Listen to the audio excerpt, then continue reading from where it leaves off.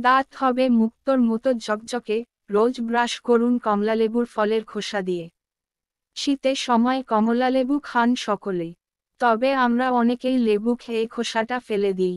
তবে কমলালেবুর খোসা দিয়ে দাঁত সাদা রাখা যায়।